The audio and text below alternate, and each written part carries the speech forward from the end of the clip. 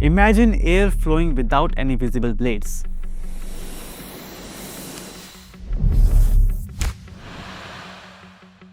Products that looks like a piece of art and engineered like they're parts of a spaceship, all from one brand. But this was not an overnight success. This is the story of Sir James Dyson, a designer who built his multi-billion-dollar empire and changed the definition of vacuum cleaners, air purifiers, and hair dryers. He showed the world what the perfect blend of design and engineering can do. And to understand the design, the failures, and the future of Dyson, we have to go back to the year 1970 to Royal College of Art, London.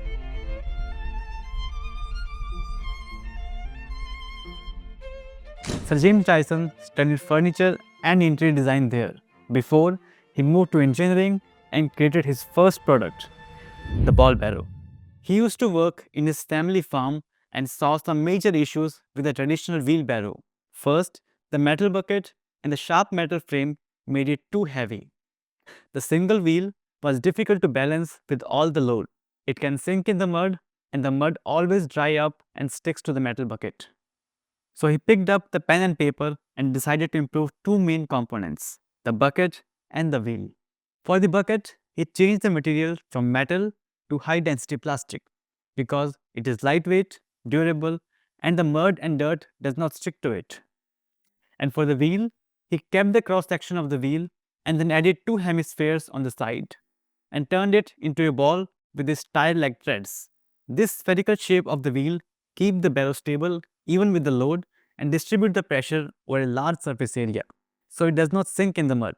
They tried to sell it in the market and even put out flyers and ad in the newspaper, but could not make much profit from it. And in his own words, I charge too little. and now we know why Dyson products are so expensive. But this was just the beginning. Dyson's next invention came from a very common household frustration of that time: vacuum cleaners that lose suction over time.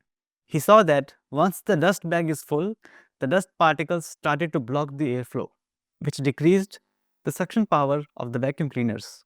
So instead of looking for a bigger motor, he looked to the factories, where he had seen cyclonic separation systems.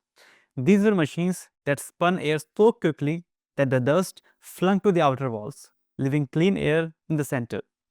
So he decided to use the technology, and after 5 years of product development and making around 5,000 prototypes, in 1984, the first design was patented. But like every revolutionary product, it also faced some challenges from big manufacturing companies like Hoover and Electrolux. But he was able to sell some vacuum cleaners in the UK and Japan with the name G-Force. Then finally, with the help of money earned from these sales, Sir James Dyson started the company Dyson Appliances Limited in 1991. And then, after setting up manufacturing and supply chain, the first bagless vacuum cleaner under Dyson's own name was launched in 1993, called Dyson DC-01. It had features like continuous suction power, ability to clean stairs, edges, etc. They used a hard plastic called ABS for most of the components, and eye-catching colors like yellow and transparent components to set the design apart from the competitors. And that design language is still there in all Dyson's products. If we talk about the working, the airflow comes in from the front. Then it passes through the filter here to remove all the bigger particles and hair.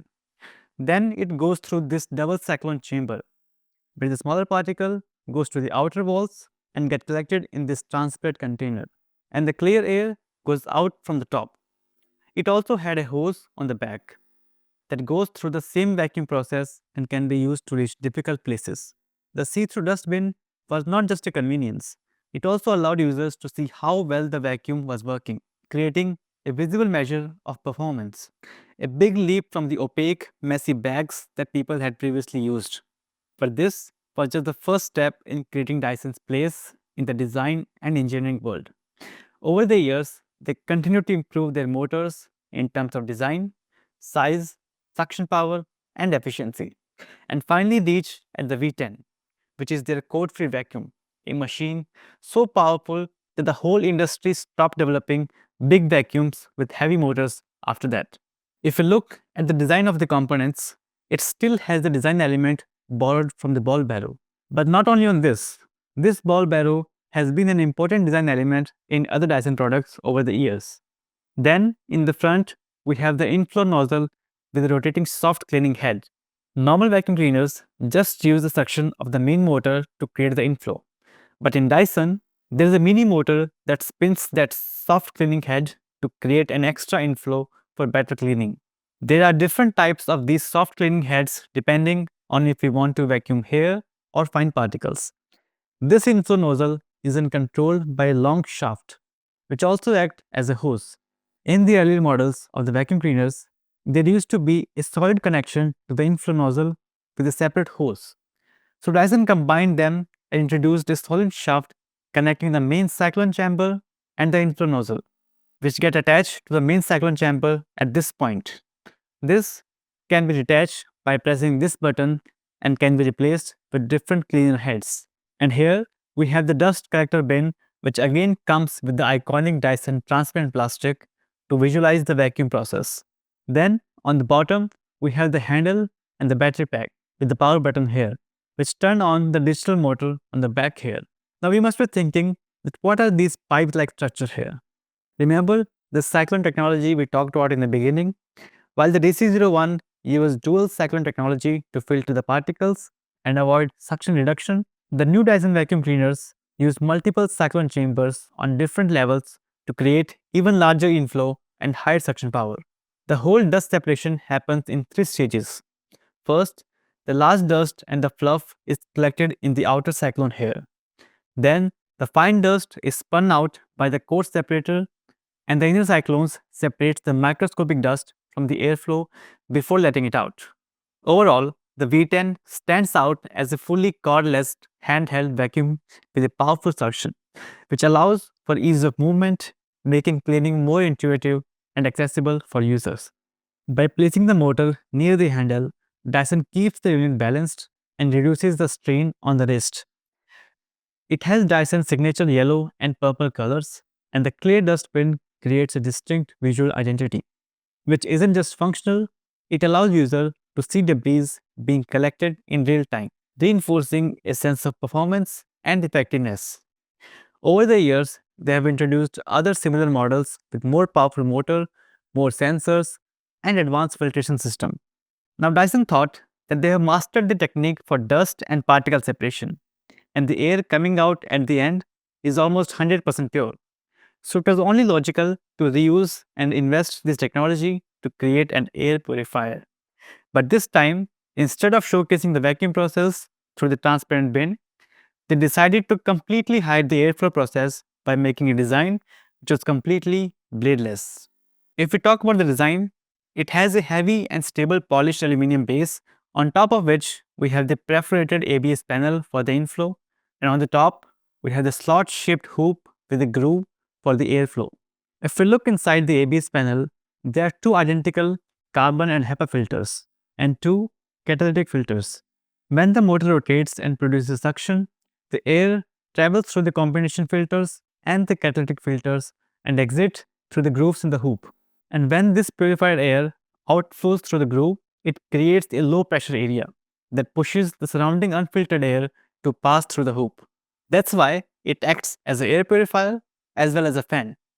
Now technically, most of the air coming out from this hoop is unfiltered air. As the device purifies the air in the whole room, the overall air that comes out becomes more purer with time. So you see, they are not the best air purifiers, as there are others that purifies the air faster, better, and cheaper. But this product is not just a purifier. It's also a fan, a heater, and a piece of art in your space. Because again, the value is very subjective.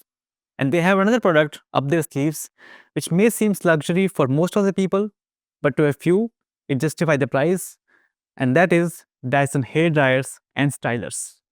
Traditional hair dryers are big, loud, and often overheat, which results in damaging your hair.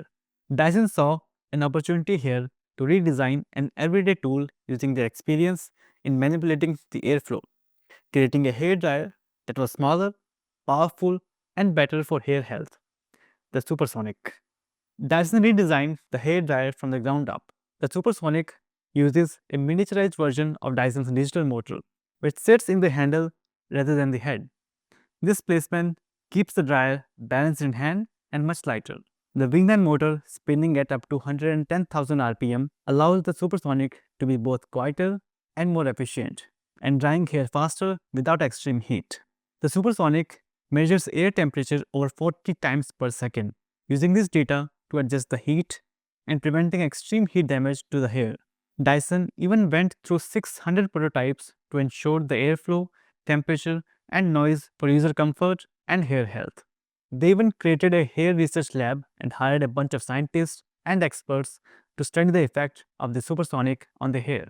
Building on the success of the Supersonic, Dyson has extended its innovative approach to other hair care products like the straighteners and stylers. For instance, the Dyson Coral Hair Straightener uses flexible manganese copper alloy that gently grips and shapes hair, allowing for effective straightening with less heat and fewer passes. Similarly, the Dyson Airwrap utilizes a phenomenon called the Coanda effect to style hair using airflow rather than intense heat, making it easier to achieve smooth curls, waves, or straight styles without excessive damage. Dyson's commitment for combining advanced engineering, user-centered design, and hair health has redefined not only the hair dryer but the entire category of hair care tools. Yes, they cost a lot more than the traditional hair dryers, but the amount of R&D that goes behind that clearly justifies the price. But not always. There are two products which are considered failure for Dyson. First is the Dyson car that they discontinued, and the second is the headphones that they might discontinue. This family SUV was Dyson's most ambitious projects, aiming to disrupt the automotive industry just as he had revolutionized the home appliances. The concept was impressive, promising a battery with a range of 600 miles, remarkable aerodynamics, and innovative materials to make it lighter and more energy efficient. Sir James Dyson invested $500 million of his own money and hired hundreds of engineers to bring it to life. But after years of R&D and a prototype, the project was abruptly discontinued in 2019. The reason? Dyson claimed it was simply not commercially viable, as the cost to bring it to the market would have made it too expensive for consumers. They calculated that to break even, they have to charge £150,000 for a single car.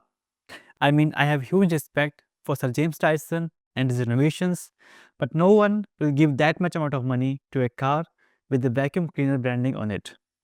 It was a rare moment when Dyson's engineering prowess could not compete with the financial realities of the automotive industry. And another bold and unusual venture for Dyson was the Dyson Zone. Headphones with an integrated air purifier designed to filter pollutants directly. The idea was ingenious, particularly in an after-corona world. Despite the clever fusion of air purification and sound technology, the Zone has been met with mixed reviews and slow adoption. The headphones' bulkiness, combined with their high price, has led to some speculation that Dyson might discontinue this product. Unlike their success with vacuums, fans, and hair care, the Zone hasn't created the same consumer excitement, perhaps due to its niche appeal and practical limitation in design. But Sir James' success and influence extends far beyond his groundbreaking products.